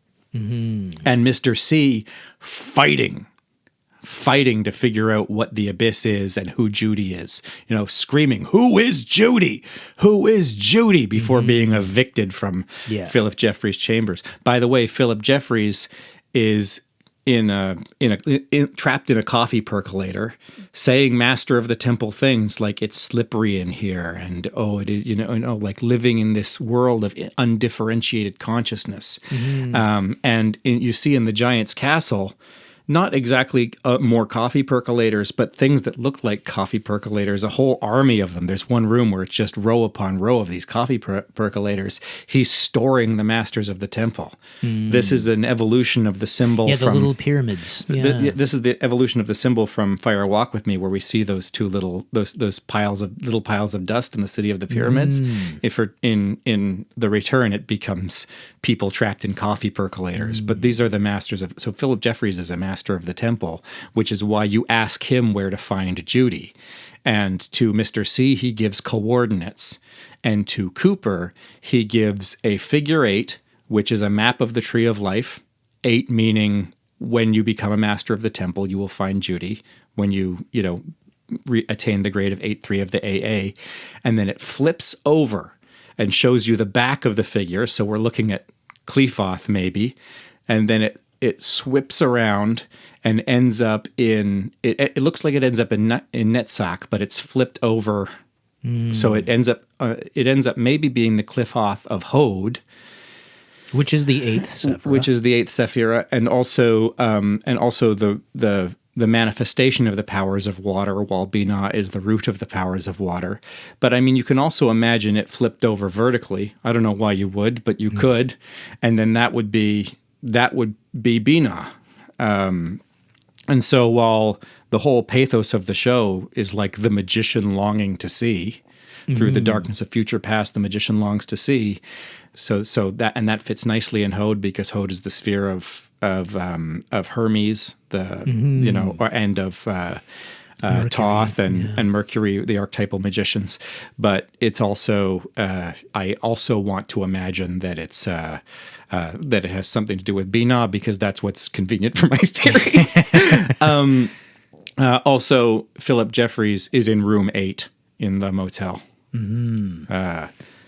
Yeah, and we had a couple of other little Kabbalistic things popping up as well. Then when we go into the last episode, there's they go 430 miles to get to this crossing over place. The first thing the giant says to Cooper in season season 3 is remember 430. And Richard and Linda. Yeah. And I think there was one other thing that I forget now, but and then they stay in hotel or the motel room 7, which is 4 and 3. But and you could take 4 for a Chesed and 3 for Binah and just go completely nuts with this. Hey, Richard Horn is Audrey's son, fathered by Mr. C. Mm-hmm. And then in the alternate universe, Dale Cooper's name is Richard. So she named him after his father. Ah, see, yeah. So that's interesting. And then the Linda thing, I'm not sure if anything comes to mind there, does it? I was trying to figure out who Linda was, like maybe Linda with the little redhead, but no, that's supposed to be Kirsten Hayward, Donna's little sister. So I don't think there's a Linda anywhere else. Linda is just the alternate form of Diane. Yeah. It did feel like that last episode, just this morning watching that again, it did kind of feel like it almost as if David Lynch returned to, like he'd done the last episode previous to this, and then was like, well, we still have to wrap up these things and connect them somehow, so let's just do something to, It was like the same thing when I first messaged you about the last episode. I was like complaining about the fact that they go to this house and then they're all confused because it's completely different. It's not owned by Sarah Palmer and she has never been there or anything like that. And then Cooper's like, what year is this? And they're just kind of looking up at the house. And then it felt like David Lynch, it should just sort of like be showing them in a 2-shot and then pan over and add David Lynch into the shot as well, and him being like, don't look at me, I got no more ideas. I don't know. Just look at the house and start screaming. What does it mean to kill 2 birds with 1 stone? What the hell is that? That's the other thing that the giant says, 2 birds, 1 stone. And I think there was a reference to Coop having said at some point, I'm going to try, if I disappear as well, come do everything you can to come get me, and I'm going to try and kill 2 birds with 1 stone.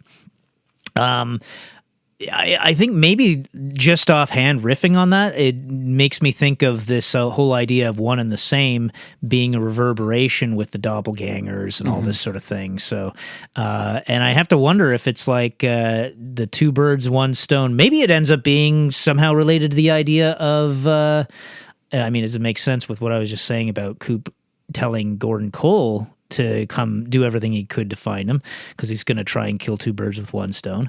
But if there's him and the doppelganger, maybe they're actually one and the same. They're just two aspects. They're extremes of the same person. Like you said, these are all the tendencies that Coop was already sort of hinting at. So when we actually do get that last episode, it is kind of like killing two birds with one stone, him being the one stone, him being the amalgamation. So crazy good. Like it's the 0 = 2 thing. There's the self and the not self. Those are my two birds, and I want to annihilate them by crossing the abyss. Union, by samadhi.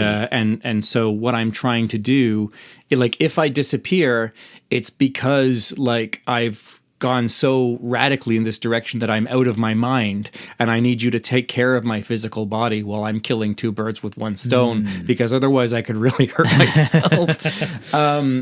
Here's some other possibilities. What are Cooper's goals? Cooper has magical goals, and Cooper has material goals. And so maybe he wants to save Laura and destroy Bob.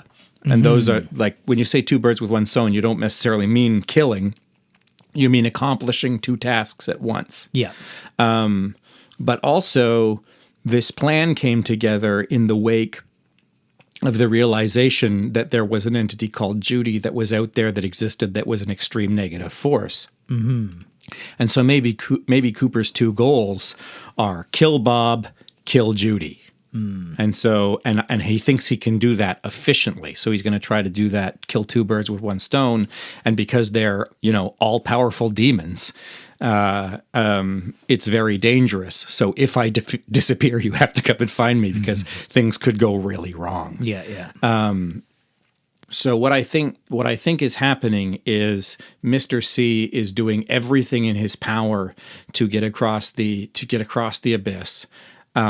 Finds the white pool, and by the way, we drink black coffee in white mugs for the entire series, and the gateway to the red room is black oil in like a white salt pit, and then I never made that connection before. That's kind of fun. And then that's why they play jazz in the. And then before Mr. C discovers the pathway to the giant's castle, which is like gold liquid in a sort of a shimmering pit, Albert and Gordon are drinking lattes for the first time. So their coffee looks like the hole that Mr. C finds. So Mr. C finally finds what he's looking for, gets across the abyss, but he finds himself trapped in a cage. Like the giant is there on the other side with a little box to keep him in, and the Magus. The Magus, Cooper's teacher, well, one of Cooper's teachers, but Cooper's teacher, General, Cooper's teacher, Major Briggs, is there as a giant floating head, feeling like he's won a contest, and then he's dropped back in the police station where the giant has found lots and lots of stupid people and programmed them to be in the right place at the right time. Freddy's got a gardening glove because the master of the temple is a gardener, and because the whole first series was about the Garden of Eden. So it has to be a gardener that wins this fight against Mr. C, who, let's say, is the demon C, before and so with the help of the gardening glove, all these I love how trite and hackneyed that climax is too. He has to punch the thing to death. And and Cooper's face is when he sees Nido, who ends up being Diane. Cooper's face is frozen across the screen because for just a second he's the whole world. Mm-hmm. He sees this person who he once loved. His diary, by the way, he's reminded of all his magical work. He sees the human embodiment of his diary at the moment when many of his identities are destroyed, and his face is pressed against the stream because just for a second he does it. He's a master of the temple, and then immediately he fucks it up by having goals. he says, okay, now that I have all this magical power, I'll go back in time and save Laura Palmer. Yeah. So he fails his attainment and becomes a Black Brother, and starts trying to use his power to do all these things that end up, that are illusions and end up coming to nothing. Yeah, and I guess the idea being that, if I'm following your train of thought, he wants to go back and save Laura Palmer, but he doesn't realize that there's a reason for all the things happening that are happening, including her role in things, so that by plucking her out of reality, it's destructive rather than creative. Well, he saves her life, but she still ends up being tortured by her parents, right? Like, and so having to run away. So instead of washing up on the shore wrapped in plastic, she disappears that night. And so now there's a new world of Twin Peaks where we're investigating Laura Palmer's disappearance instead of her murder. Maybe this is why only Gordon Cole will remember the unofficial version, because now there's two versions of reality. And then what does he do when he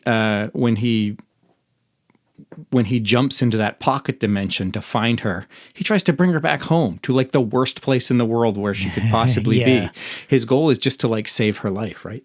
But And then Sarah Palmer in the present day manages to bone that by damnatio memoriae, by like stabbing at her Laura Palmer's picture. Yeah. And then that erases her from. So there's also not myth of Sisyphus, the story of Orpheus, right, where you're not supposed to look back. And Cooper looks back about 4 times and then she disappears, just like the myth of Orpheus. Yeah. I love how that goes on long enough for it to be awkward, too, because it's this magical thing where he holds out his hand and she reaches up and takes his hand and he starts to guide her away through the woods. And he's guiding her through the woods and she looks up at him and he looks back at her. And she looks up at him and she's looking around and she looks up at him and he looks back at her. After a while, the magic is gone and you're just sort of wandering through the woods with this guy you've never met, and it just starts to get like a little bit like, okay, what's going on? So I think what happens in that finale is that Cooper like is trying to kill 2 birds with 1 stone. Maybe that means save Laura and destroy Bob. Maybe that means kill Judy and kill Bob. But he's used his like master of the temple powers, his magic powers, to create like a pocket dimension. This is not my original idea. This is one possible interpretation the fan community's come up, to create a pocket dimension where he can trap Judy. And so it's like a holding pattern. And so then he goes into that pocket dimension where she's trapped and tries to like find her, which is why he ends up at that diner that's called Judy's. Which is why the giant implores him to please remember Richard and Linda, because once we get to the other side, everything might be different.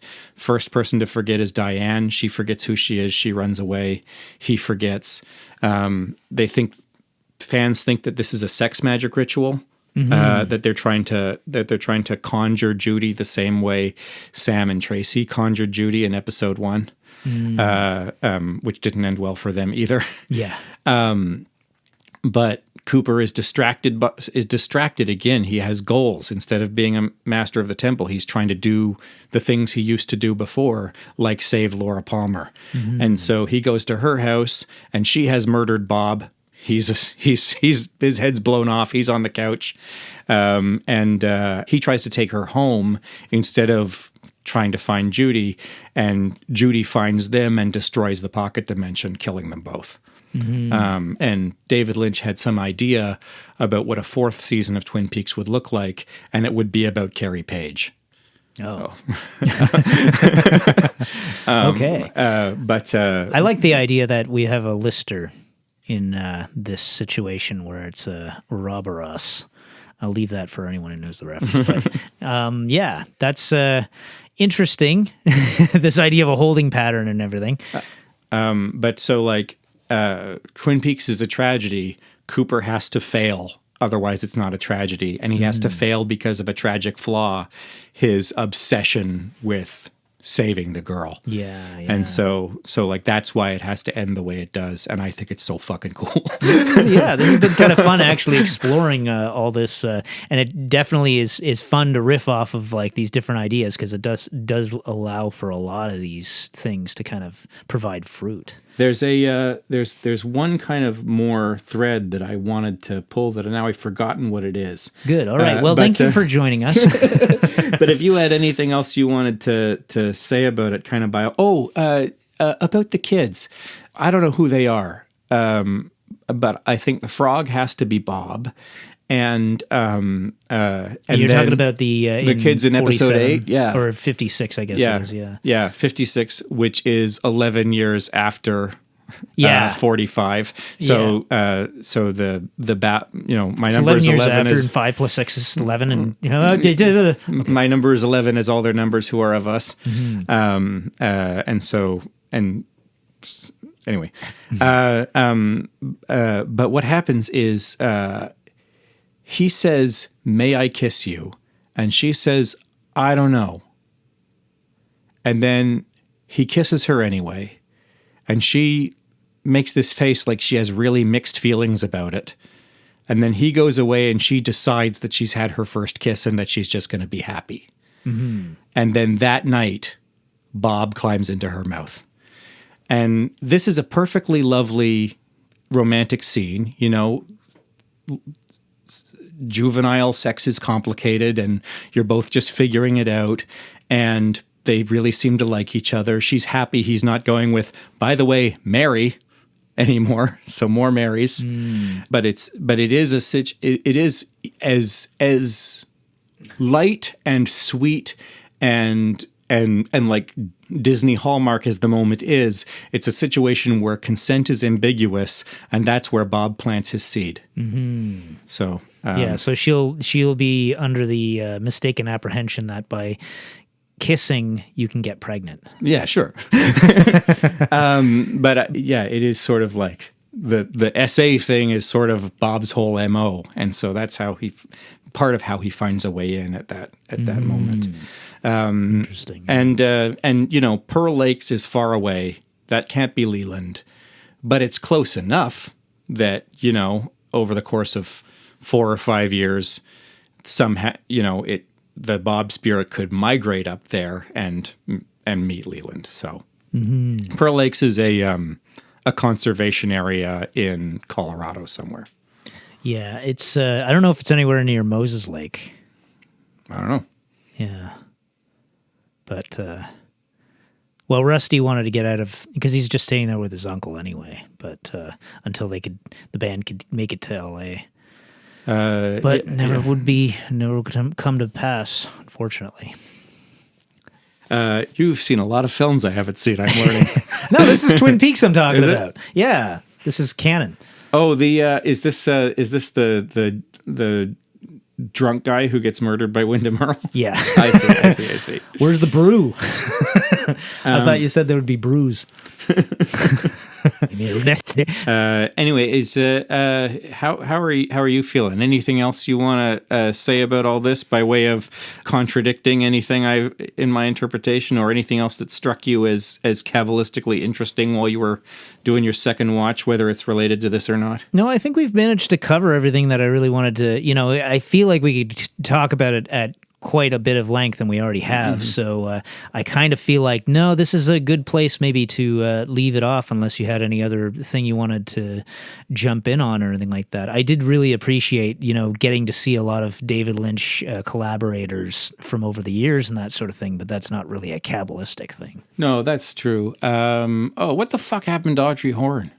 Yeah, that was, well, I mean, that again is kind of like feeds into my sort of pet theories regarding this.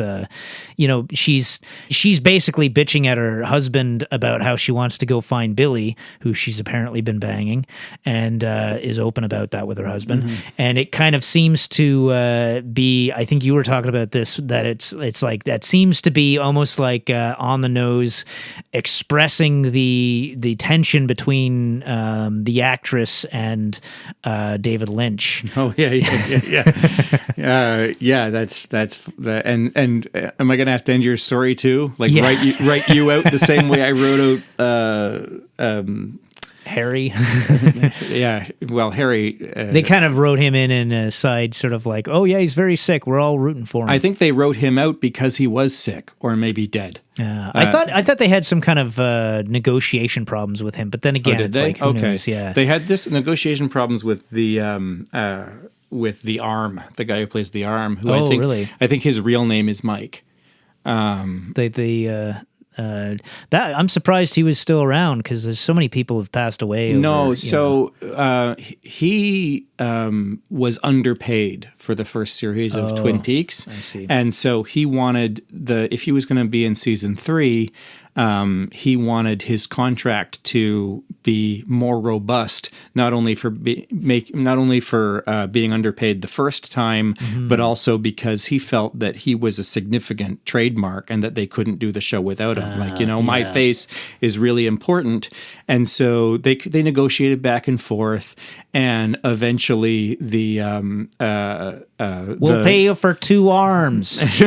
Eventually, the negotiations fell through, and so Mike, who again, as I think is the little man's real name, Mike went on Twitter and said that he never understood Twin Peaks, didn't like Twin Peaks, except that he was pretty sure it was autobiographical, and that the story of Sarah Palmer and Leland Palmer is the true story of David Lynch and Jennifer Lynch, and that's how she was able to write Laura's Diary so well. Ouch. And so, that's uncomfortable. So he's not in the movie. I was going to side with him up until I found that out. He just went, and which is such a weird thing to say, because if that's what you believe, why do you want to be in the movie? Yeah. Like I understand being butthurt that you're not being paid enough money, and I also understand you having like a wild theory about a crazy man who you met one time. Maybe this is what happened. Like David Lynch is such a weird guy. Mm-hmm. What if but like it can't be both. Yeah. It can't be I want more money and also I could never work with you again because I suspect you of terrible things. It's just like I don't think we need to put much water into the accusation because of the context of it. But it sucks. Because he's so fucking good in the show. Yeah.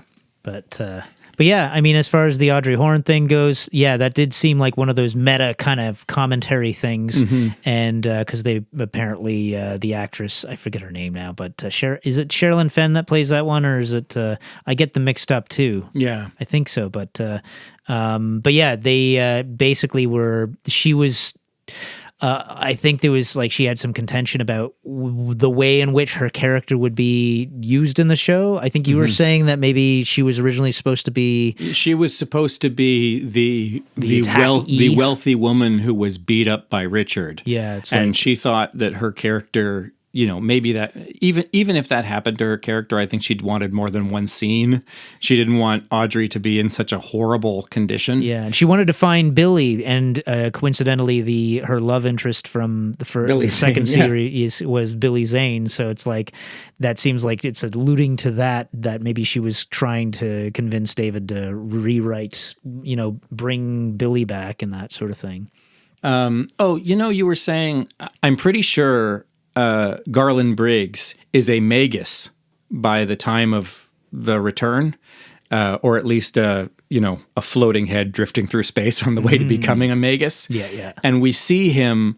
We know that he warps back and forth through time because his body is 25 years younger than it's supposed to be, and he's talking to Bill Hastings and the secretary, and then when he gets attacked by Bob's servitors, his head floats away. And so we know that time travel is in Twin Peaks canon is one of the powers of the Magus.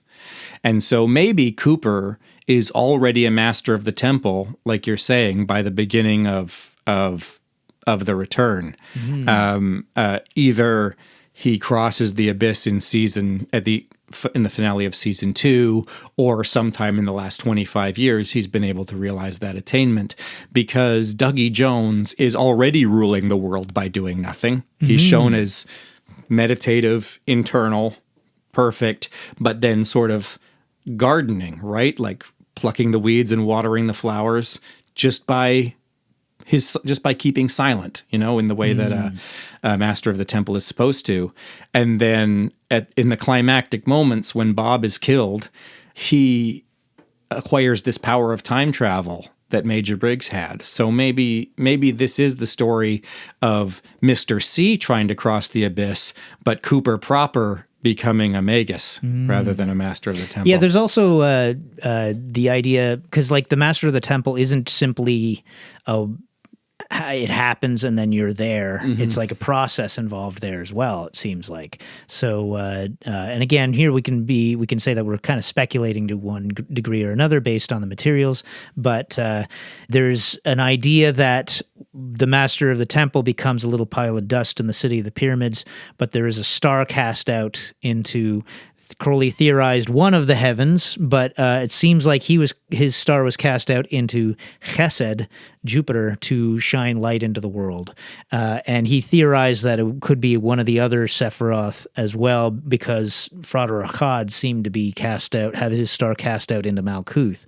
But that's questionable whether that's a verification of that or not. I mean, the fact that Philip Jeffries shows Mr. C some physical coordinates that correspond to a real world location, and then shows Cooper the Cliffoth of Hode, and says, "This is where you'll find Judy." Yeah, maybe once you cross well. once you cross the abyss, you're going to be cast out into the Cliffoth of Hode, and just trying to do again the thing you were doing in season 1. And there's also the idea that there is there's still the human being on Earth that's kind of like not. It's almost like that it's not inhabited anymore, but it's like the tendencies that continue to go on. Yeah. So that could be sort of like Dougie is like the tendencies left behind going about their business, and then eventually things come back to be able to channel through into the earth and that. Another thing that the fan community hopes is that this weird emotionless Cooper who goes with Diane into the pocket dimension, the Richard character, is the Tulpa, and that the Dougie Jones who goes home to be with his family is the real Cooper. Okay. That's a happier ending, maybe. Anyway, thanks very much for letting me vent about my favorite TV show, and for being the only one of my friends to watch it specifically so you could talk about it with me. Yeah. I wish you were in control of this conversation more than you were, but that's not what happens on the radio. Well, to be honest with you, I really enjoyed being able to, because a lot of ideas started to flesh out a little bit as we were talking about it, and I did get a chance to sort of formulate some ideas as we were chatting here. So yeah, we'll maybe take a look at over-explaining some Stanley Kubrick next time. I am so excited for you to teach me all about Stanley Kubrick. I've seen most of the films, but for someone to tell me what it means would be just great. Awesome. Well, yeah, great chatting about this, and I guess 93. Love is a law. Love under will. Love under will. Thanks for listening. Find Toronto Thelema online. Like, comment, share, and subscribe, and help us grow. And join us again in the darkly splendid abodes.